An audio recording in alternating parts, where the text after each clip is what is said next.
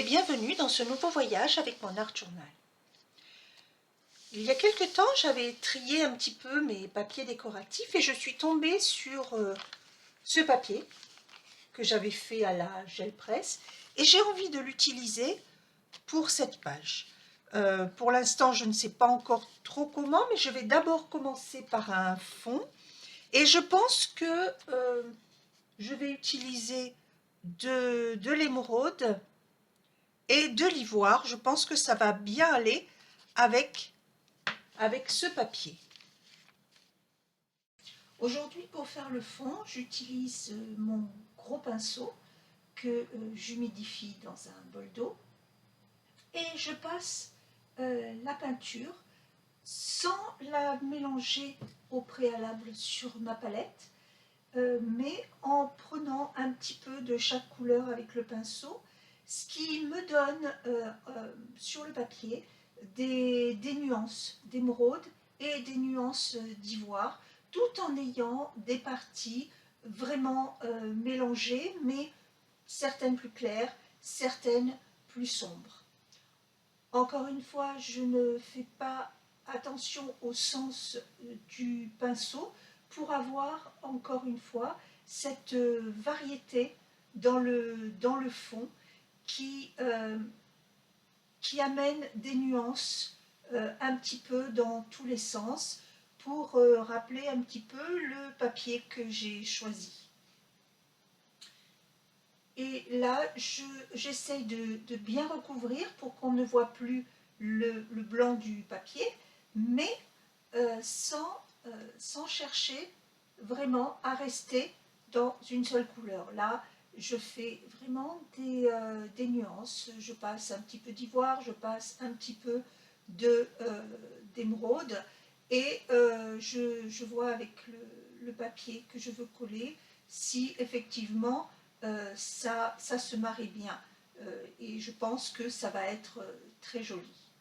Je laisse de côté mon carnet pour prendre le papier que je veux mettre en fond et avec du rouge foncé et un pochoir mandala, je vais faire le mandala sur le fond et avec cette peinture foncée, je n'en mets pas trop non plus. En plus, je sais que celle-là, elle est semi-transparente, ce qui fait qu'elle elle ne couvrira pas complètement le fond, parce que je veux quand même le conserver et qu'on le voit. Et je fais mon mandala sur ma page. Et on le voit vraiment à peine. Et là, je fais des petites traces sur les coins pour ne pas les laisser complètement vides. Le mandala dépasse un petit peu sur les bords, mais ça n'a pas grande importance. Donc là, je fais les coins de cette manière. Et ainsi, on voit le fond, mais il n'y a pas trop de parties vides. Maintenant, avec un feutre noir fin, je vais faire quelques petites traces. Donc là, j'entoure les ronds de manière très libre. On le voit à peine, on ne le voit pas beaucoup d'ailleurs à la caméra, on le voit un petit peu plus à l'œil nu. Et c'est juste pour faire quelques traces supplémentaires.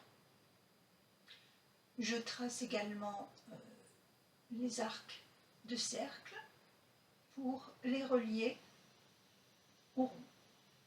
Mon but n'est pas de faire tous les contours de ce mandala, mais juste de faire certaines traces pour mettre encore un petit peu plus de variété, puisque il y a le fond, il y a le rouge foncé et il y aura un petit peu quelques traces noires.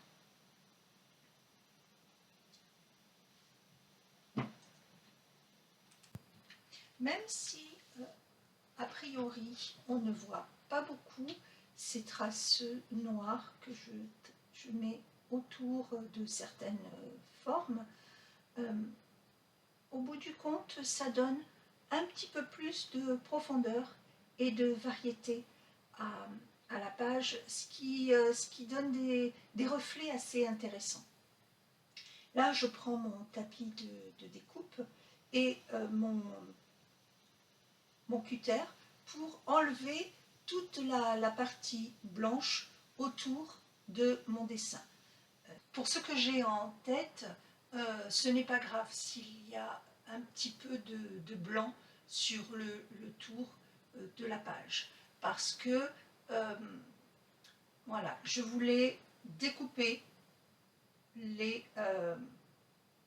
on l'a juste entreaperçu, j'ai découpé en plusieurs parties mon dessin. Là, je reprends le même pochoir de mandala, je prends de l'ivoire, le même ivoire que j'ai utilisé pour faire le fond, et je vais faire quelques traces de mandala dans le fond pour rappeler celui que j'ai fait sur ma page de décoration. Là, je commence par en faire un vraiment dans le coin. Et voilà, j'avais oublié un petit morceau. Et je continue. Donc là, les mandalas ne seront pas complètement entiers, mais ça n'a pas d'importance. C'est vraiment pour rappeler le dessin de ma partie principale, celle que j'ai coupée en rectangles différents. Je ne mets pas trop non plus de peinture avec le pochoir, parce que je ne veux pas que ça se voit trop. Je veux que ce soit vraiment évoqué. C'est pour ça aussi que j'ai pris une couleur claire mais un petit peu neutre, et surtout une couleur qui fait partie du fond. Donc ces mandalas se fondent un petit peu dans le fond.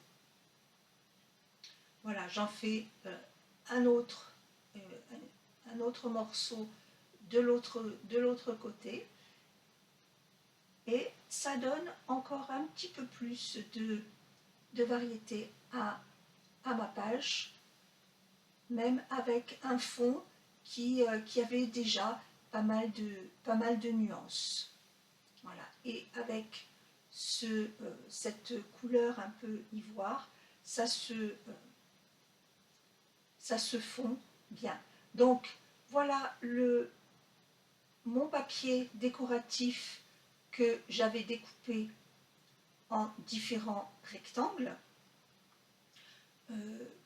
J'ai fait vraiment des rectangles différents pour que, encore une fois, pour donner de la variété, pour que ce ne soit pas complètement uniforme.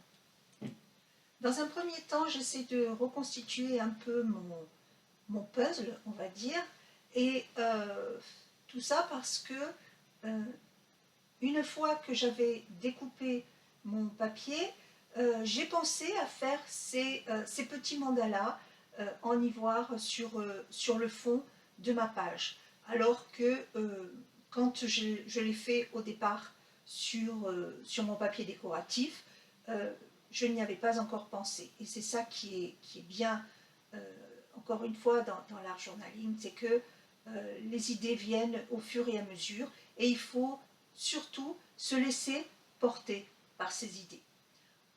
Là, j'essaye de placer les rectangles de manière harmonieuse à mon œil, et je vais les coller avec bâton de colle.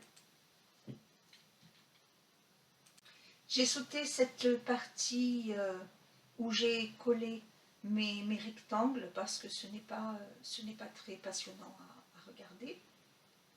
Et là, je prends un feutre fin, c'est un feutre noir indélébile, et je trace juste les contours de mes rectangles. Donc là, je vous montre comment j'en fais un. C'est vraiment le contour très droit. Cette fois, c'est pas de manière libre, c'est vraiment complètement au plus près de ma découpe. Déjà et d'une, ça va enlever le côté blanc du papier, parce que quand on coupe le papier, il y a toujours la tranche qui reste un petit peu blanche. Et pour ce que je veux faire ensuite, ça fait ressortir un petit peu ma découpe. Maintenant, je prends des crayons aquarellables. Donc là, je commence par du noir et j'ai pris aussi du violet. J'aime bien ces crayons parce que déjà, ils n'ont pas de bois autour, c'est vraiment que la mine. Et je les trouve vraiment très bien. Ils se diluent bien à l'eau. Et pour faire les ombrages, c'est vraiment très agréable. Là, je prends mon pinceau à réservoir d'eau et je fais l'ombre. Et en mettant le pinceau vraiment bien couché sur la page, il y a la partie la plus sombre qui sera contre mon papier et ça s'éclaircit au fur et à mesure vers le côté de la page. Là, s'il y a trop de marques, si on voit vraiment la démarcation, il me suffit de rajouter un petit peu d'eau et d'essuyer parce que je veux que ce soit vraiment dilué vers la page, qu'il y ait cette notion d'estompe au fur et à mesure. Et je fais la même chose pour tous les autres rectangles. Je prends ensuite un petit pochoir. Ce qui m'intéresse dans ce pochoir, c'est uniquement les croisés centraux. Je prends mon éponge à maquillage et je prends de la peinture violette et de la peinture rouge foncé, celle que j'ai utilisée pour faire le mandala sur mon papier décoratif. Et là, je fais uniquement le centre de mon pochoir pour avoir ces croisés qui se mettent un petit peu entre les rectangles de papier décoratif. Alors ce n'est pas très pratique parce que ce pochoir n'est pas complètement adapté, il est vraiment tout petit. Il faudrait peut-être que je m'en crée un justement un petit peu plus grand avec ces croisés parce que je trouve que ça peut faire de jolies structures sur ma page. Là, j'avais débordé un petit peu avec la peinture sur un côté un petit peu en biais et je veux vraiment qu'il n'y ait que les verticales et les horizontales sur ma page. Donc du coup, avec un chiffon et un petit peu d'eau, j'efface en vitesse les marques en biais avant que la peinture ne sèche. Alors s'il en reste un petit peu là, on le voit, c'est pas très grave parce que c'est très léger et ça se fond dans le fond, donc ce n'est pas très grave. Je ne cherche pas à terminer complètement les carrés, mais juste à faire ces marques. Alors il y a certains carrés qui sont pleins, d'autres qui sont à moitié ou juste évoqués. Et là, j'en ai fait un petit peu là où il y avait des grandes parties vides. Et je continue à faire quelques marques par-ci, par là pour agrémenter encore un petit peu ma page et mettre un petit peu plus de variété à mon fond. Et là, encore une fois, je n'ai pas mélangé au départ la couleur rouge et la couleur violette, et je prends aléatoirement sur mon éponge un peu de l'une, un peu de l'autre, et on ne le voit peut-être pas très bien à la caméra, mais ça crée des nuances encore sur mon quadrillage. Il y a certaines parties qui sont plus rouges, d'autres qui sont plus violettes, et certaines qui ont carrément un vrai mélange des deux.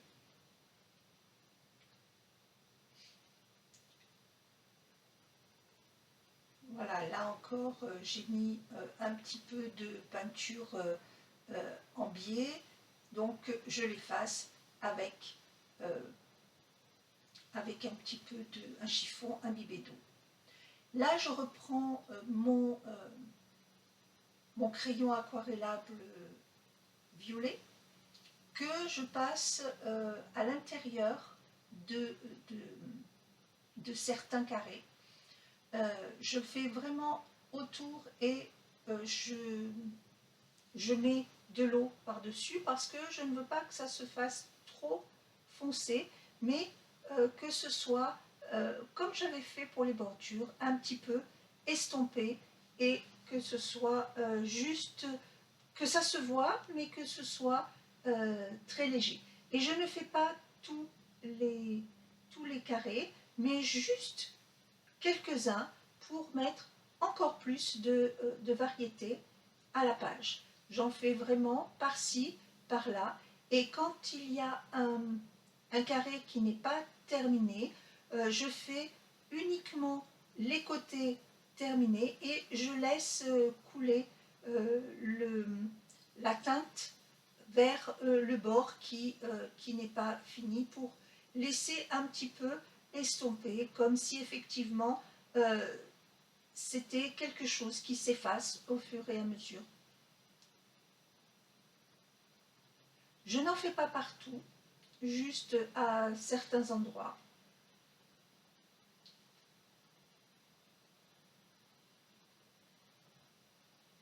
Et ça donne encore un petit peu plus de variété et ça accroche l'œil par-ci, par-là, là où c'est un petit peu plus sombre.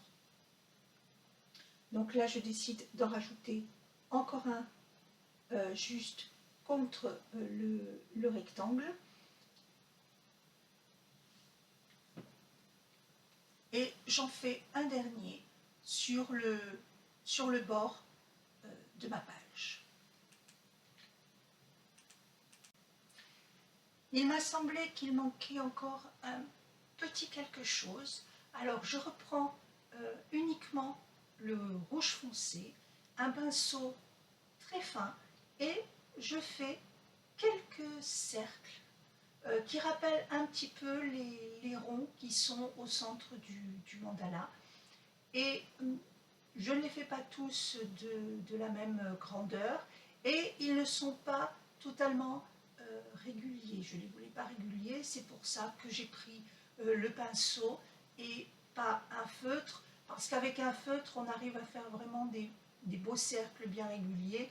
Là, je les voulais vraiment un petit peu tordus pour ne pas que ce soit vraiment trop propre. Voilà, j'en fais quelques-uns un peu plus grands, un peu plus petits, principalement là où il y a le plus de vide, mais je laisse quand même du vide sur ma page parce que je veux quand même qu'on voit le fond. Bon, il a fallu là que je m'arrête parce que, comme d'habitude, dès que je sors les pinceaux, j'ai un des chats qui vient marcher sur la peinture. Et donc, voilà encore. Et donc, je disais, je fais bon, je suis désolée pour le chat. Je fais encore des cercles de différentes tailles et le nombre des cercles varie. Je ne cherche pas à en faire un nombre prédéfini, c'est juste suivant mon inspiration. Je vois ce qui manque et là où je peux en rajouter, mais je n'en veux pas trop non plus. Donc là, il restait un petit peu de vide et je rajoute les derniers cercles. Je pense que je vais m'arrêter là pour cette page. Je te remercie d'avoir regardé cette vidéo. Si le contenu t'a plu, n'hésite pas à me mettre un pouce vers le haut et un commentaire, j'y répondrai avec grand plaisir. N'oublie pas de t'abonner si ce n'est déjà fait et je te dis à très bientôt pour une nouvelle vidéo. Au revoir.